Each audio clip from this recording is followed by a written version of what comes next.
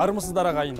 Жаңа Қазақстанды бірге өркендетеміз десек, бармақ басты көз қыстыға жол жоқ. Президент Қасым-Жомарт Тоқаев елімізді дамыту үшін жауаптыларға нақты тапсырмалар берді. Ал ол міндеттер шын мәнінде қалай орындалып жатыр, біз ерекше бақылауға аламыз.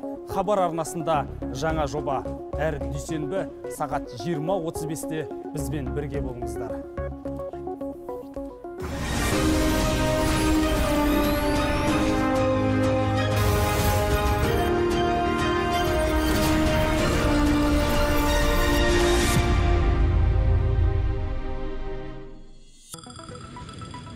Келесі аялдама ұлттық музей. Дәл осы уақытта, дәл осы аялдамадан түсіп жатсам ғой шіркін. Иә, сигнал берілді, енді бос қиялға уақыт жоқ. Нақты іске кірісу керек. Жемқорлықтың өзіне де, оның символына да нүкте қою қажет.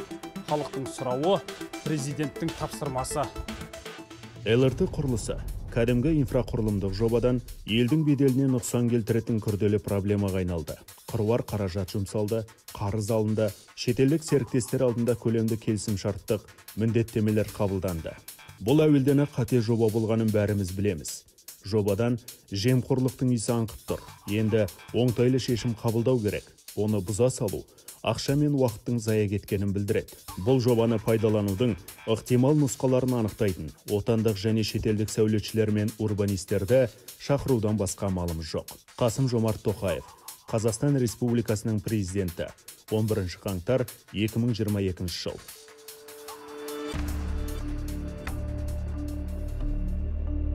Осы уақытқа дейін даулы болып келген нысанға қатысты түрлі жобаларды Нұр-Сұлтан қаласы урбанистика орталығының мамандары қабылдайды.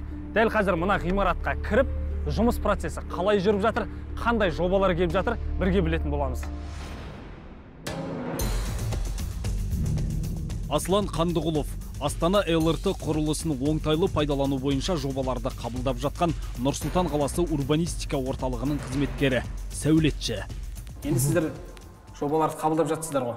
Қазір қанша жоба келіп түсті, сол төңірегінде айта кетсеңіз. Біз президент айтқан сөзінен кейін біздің орталығымыз 15 қаңтардан бастап өзіміздің ресми почтамызға елдің әрбір азаматынан және де профессионалдардан, эксперттерден ұсыныстар мен пікірлерді жинап жатырмыз. Қазір қанша жоба келіп түсті сіздерге? Қазіргі таңда 400-ден астам және де әлі де түсуде. 2000 жылдары Жапон сәулетшісі Кисио Курокава мен отандық сәулетшілер бірлесіп, елорда бас жоспарының жалғасы ретінде 4 модельді жоба жасады. Олардың ішінде ЛРТ да бар. Осы істердің басы қасында сәулетші Серік Рүстембеков жүрген еді. 2000 жылы жаңағы негізгі халық мынау оң жағалауда, ескі қалада болды ғой. Жаңа қала салына бастады. Сонда жаңағы негізі ескі қала мен жаңа қаланы байланыстыру, вокзал мен аэропортты байланыстыру. Көп адамдарды тасымалдайтын маршрут бойынша. Ол бірақта жердің бетімен жүретін болады. Кәдімгі трамвай сияқты. Жер үстімен. Жер үстімен. Сондай ұсыныс бар.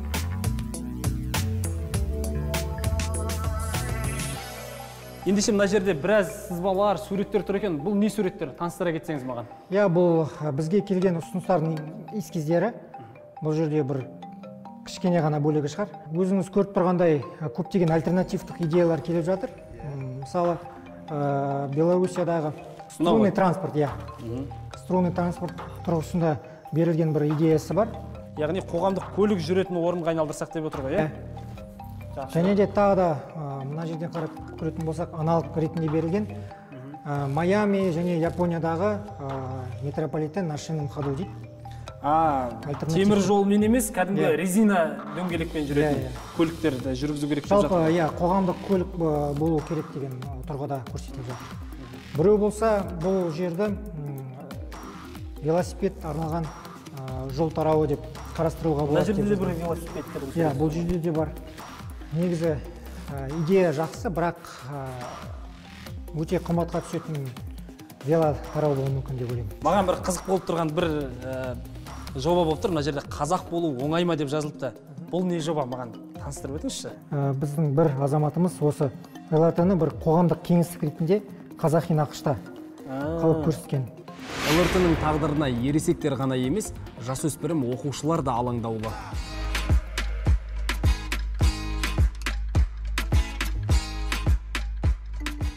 Дәл қазір менің қасында Назарбаев зияткерлік мектебінің 10-шы сынып оқушылары Нұртөре мен Уалихан отыр. Қош келдіңдер, жігіттер. Қазақ болу оңайма ұстанымымен жасалған ұмай ЛРТ жобасының авторлары Назарбаев зияткерлік мектебінің оқушылары Нұртөре Арнұрұлы мен Уалихан Рахымжанов. Қазіргі кезде ЛРТ мұнаралары ол жалпы қалалық мәселеге айналды. Бұл мәселені біз креативті жолмен, яғни оны қаланың көркінің біріне айналдыру шештік. Жалпы қарайтын болсаңыз, бұл жерде біз ЛРТ мұнаралар бірнеше секторға бөлдік. Жай сырт көзге қараған кезде көп қаражат табатын дүние сияқты. Керемет дүниелер ол қымбат болу шарт емес. Яғни оны жаңа технологияларды қолдану арқылы, яғни құрылыста процесстерді автоматизациялау арқылы және де оптимизация арқылы оны жетуге болады. Мысалға алатын болсақ, мұнаралардың сырты ЭТФ деген материалмен қапталады. Қарапайым ханшатырды қарап көрсеңіз, яғни қыстың күні де болсын, жазды күні болсын, ішінде жып-жылы болып тұрады. Яғни ол арнайы материал, ол құрылыста аса қымбат тұрмайды, ол аса берік болып келеді, және де ол қаланың көркіне бір септігін тигізеді. Біреудің пікірі сол ЛРТ-ның үстіне наземный парк жасау, өзіңіз көріп тұрғандай. Мұндай аналог бар, негізі Нью-Йоркта Хайлайн паркі. Бірақ оларда осы қажет еткен осындай қоғамдық кеңістікті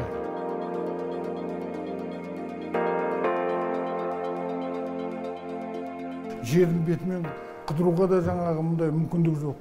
Жердің бетімен жаңағы өте шығынға, барлық экономикаға есепке салынады ғой. Осы жалпы біздің шаруашылыққа тиімді ме, тиімсіз бе? Оның үстінде жаңағы ол қандай пайда келтіреді бізге? Жаңа айтып қалдыңыз, Белорусиядан келіп жатыр, Нью-Йорктағы дүниені ұсынып жатыр дедіңіз ғой. Енді шетелдіктер тарапынан қызығушылық танытып жатқандар бар ма? Өздерінің жобасын ұсынып дегендей. Иә, бірнеше Франция, Италия, Ресей эксперттері бізге осы ЛРТ жайында өзінің позициясын, ойын айтқан. Олардың бойынша біздің қаламызда осы ЛРТ-ның жобасын соңына дейін бітіріп аяқтау қажет деген пікірді айтқан.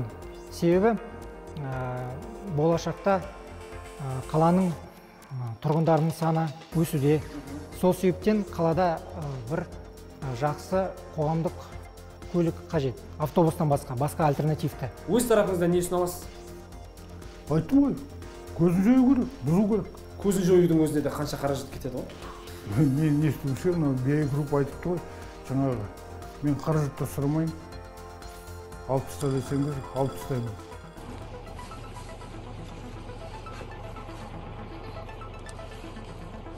Астанада ЛРТ неғып бітпей жатыр десем, ауылдағылар да бітпей жатыр екен. Басында тағы бір альтернатива, БРТ деген.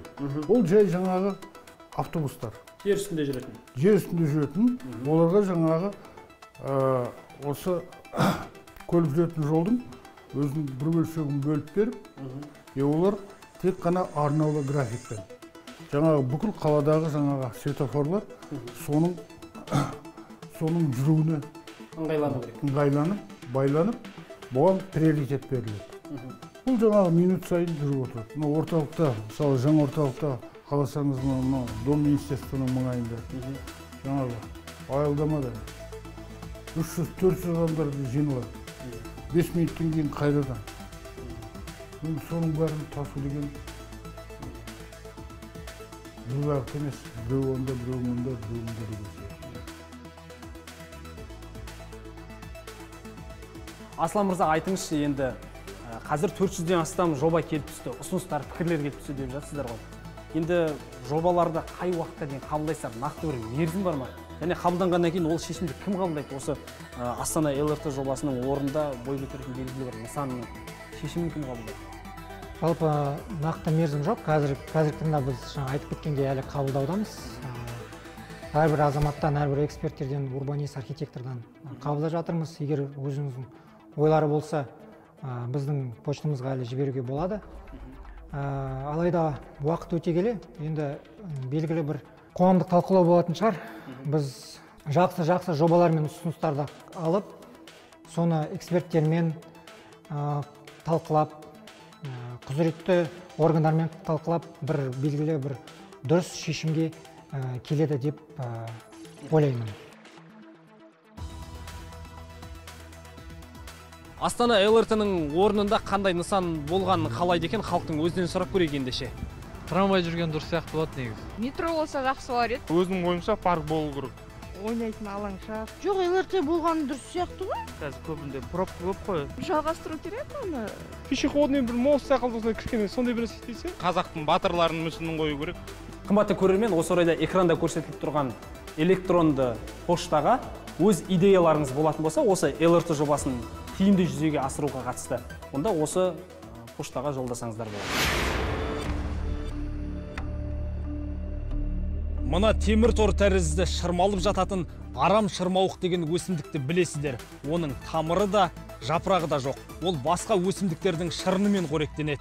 Шырмауық шырмалған кез келген өсімдік солып қалады. ЛРТ жобасын пайдаланудың оңтайлы шешімі қабылдана жатар. Бастысы арам шырмауықтан абай болайық. ЛРТ-ның тағдыры біздің бақылауда, ерекше бақылауда.